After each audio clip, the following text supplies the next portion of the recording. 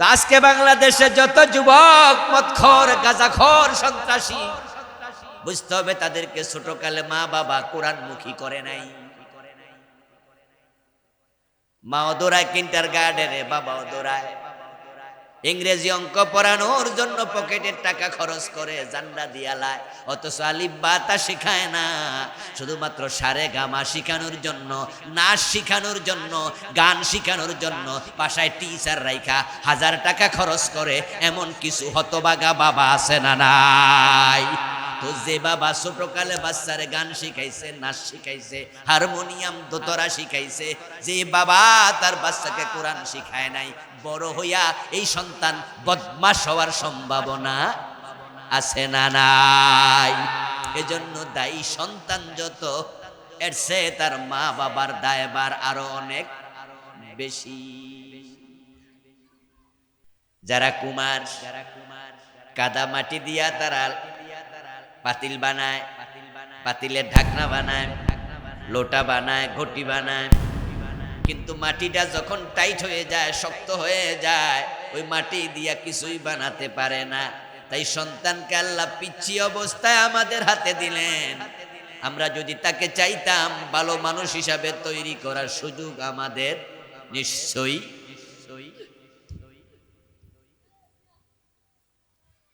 আমার প্রিয় ভাই, সন্তানদেরকে আপনি মানুষ করুন। চক্ষু কর্ণ নাসিকা হাত পা নিয়ে জন্ম নিলে মানুষ হয় না। মানুষ হওয়ার জন্য মনুষ্যত্ব লাগে। অথচ আজকে সমাজে অমানুষের সংখ্যা বেশি। যুবকদের মাঝে আজকে দুশ্চরিত্রের সংখ্যা বেশি। চোর, ডাকাত, মদপানকারী, ধর্ষণকারী, খুনি, বেনামাজি, বেরোজগারি, সন্ত্রাসী, টেন্ডারবাজ, চাঁদাবাজ, ধোকাবাজ, ছিনতাইকারী, মা বাবার সাথে বেয়াদবি আচরণকারী আসেনি? কেন এমনটা হলো? কেন এমনটা হলো?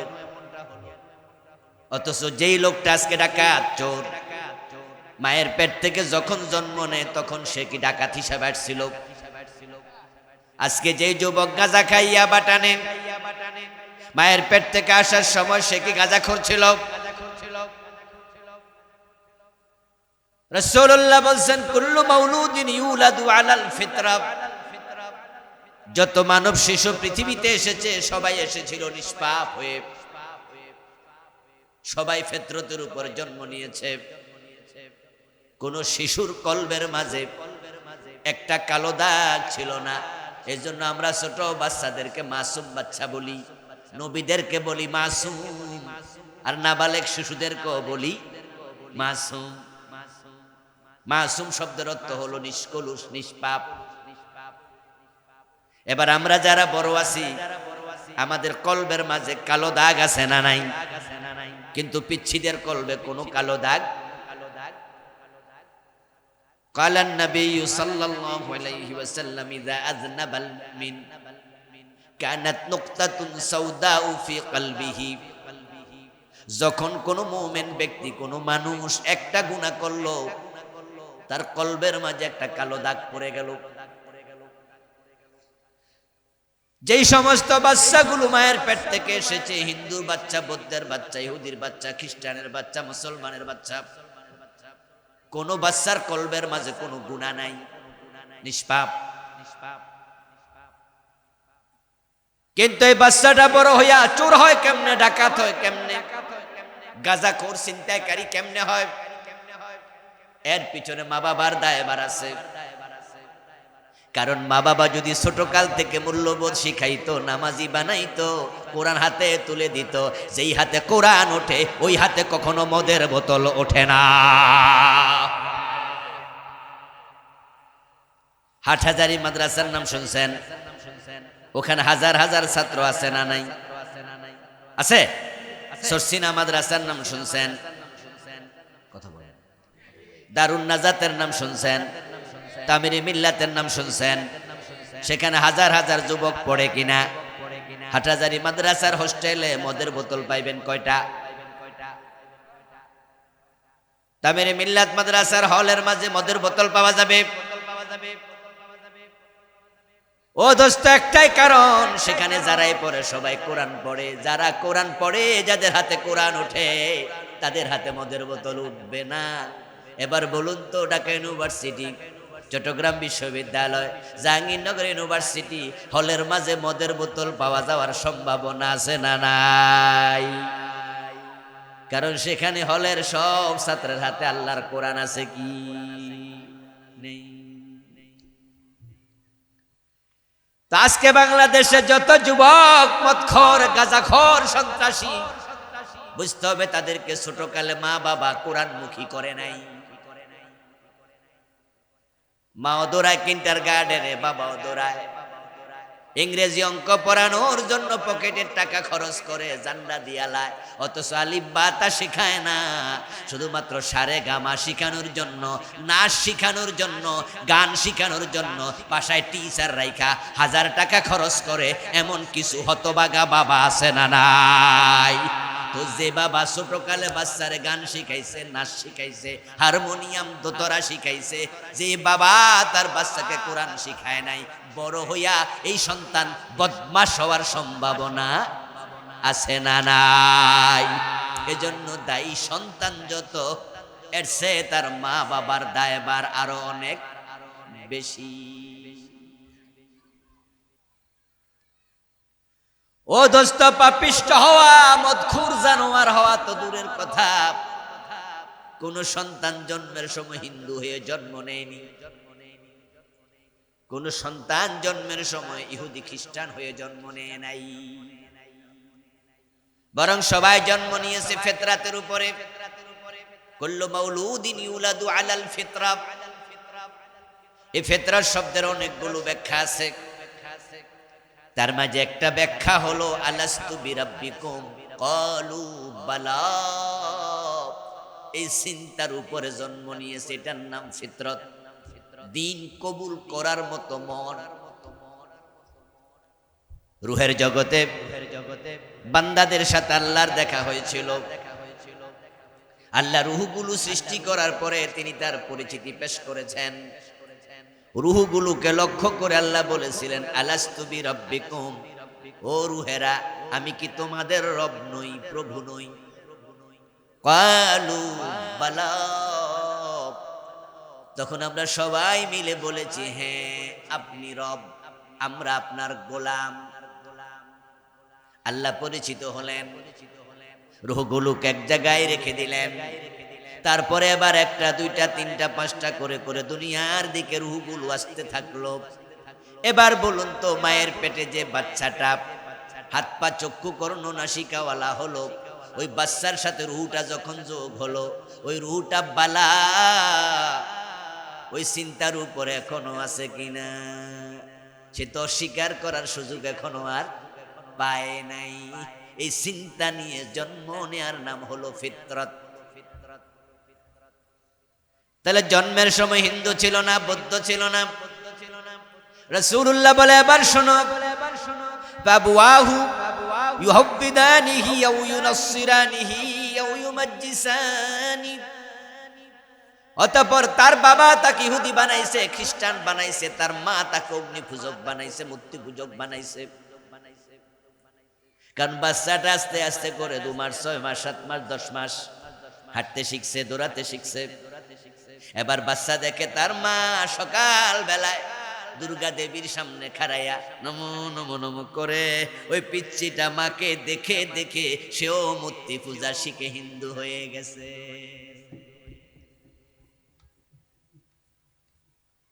আপনারা দেখবেন আমার প্রিয় ভাই, যেই মা যেই বাবা নামাজি হয়, বাবা মা যখন ঘরে নামাজে দাঁড়ায়, ওই 1 বছর 1.5 বছর 8 মাস 9 মাস বয়সী বাচ্চা এখন হাফ প্যান্ট পরতে পারে না নিজে নিজে।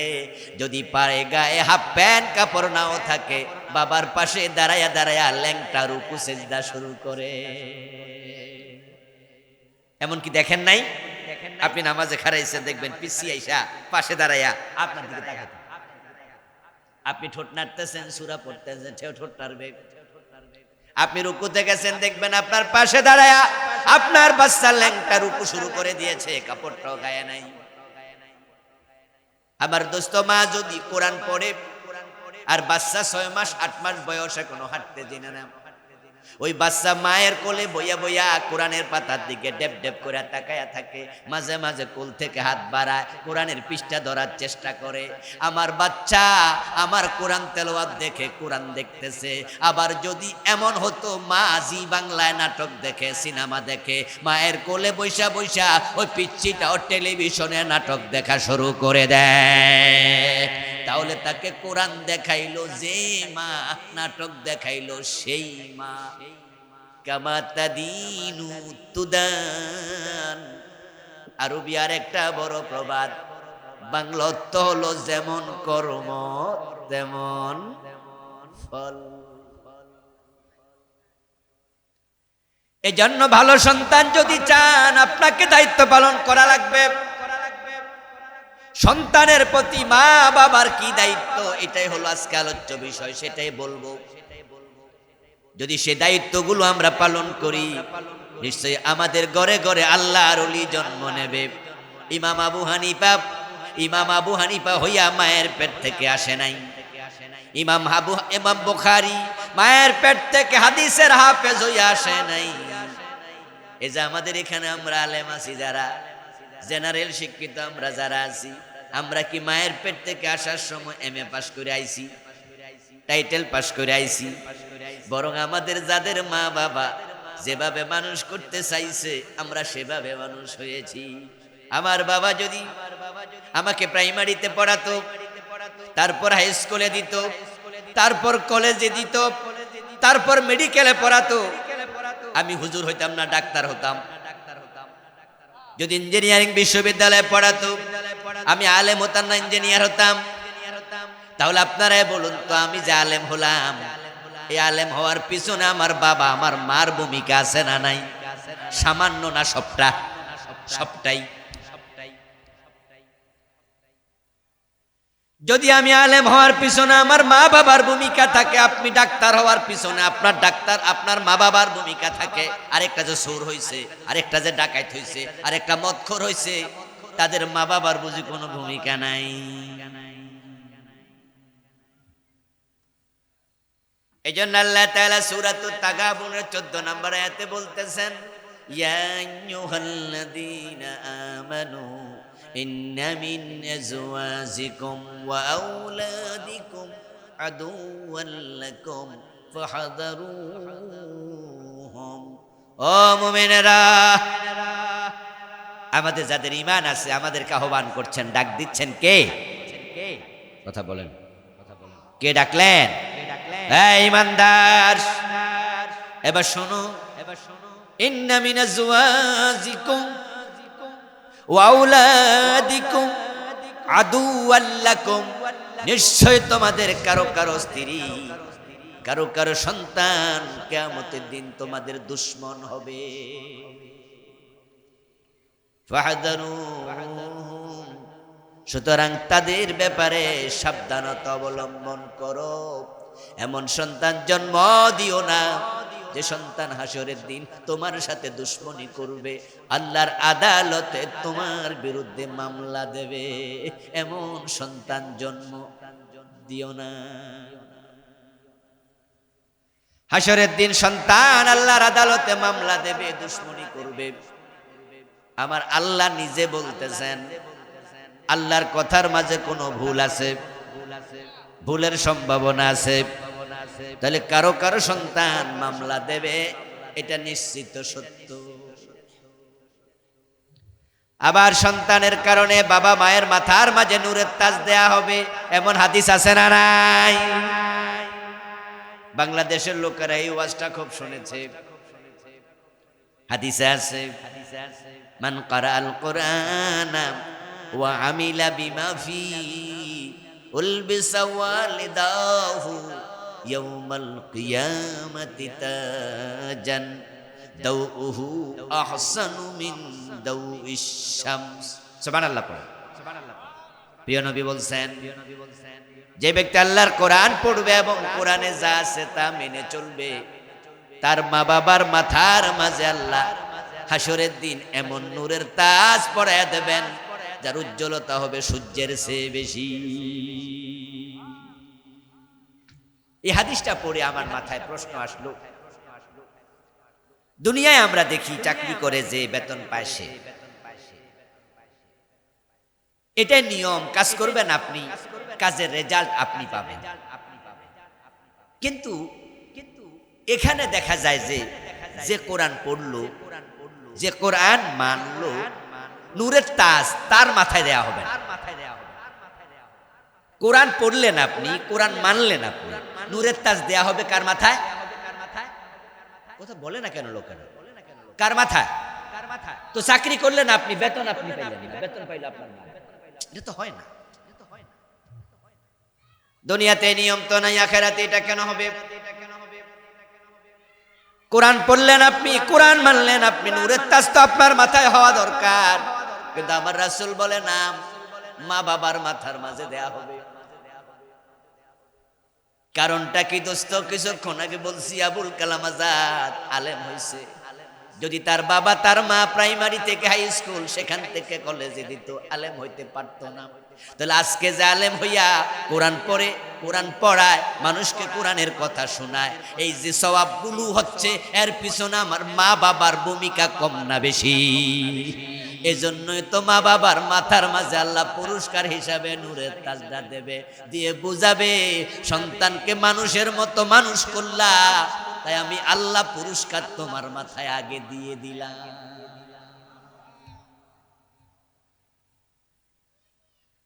ও দোস্ত, সন্তান যদি ভালো মানুষ হয়, তাহলে আল্লাহর পক্ষ থেকে পুরস্কার নূরের তাজ হয়। যারা সন্তানকে সেভাবে মানুষ করবে না, নিজের ছেলে দিয়া বিড়িতে আগুন লাগায়া আনে, এমন বাবাও আছে না নাই? তো হের ছেলে গাঁজা খাইব না, খাইব কি?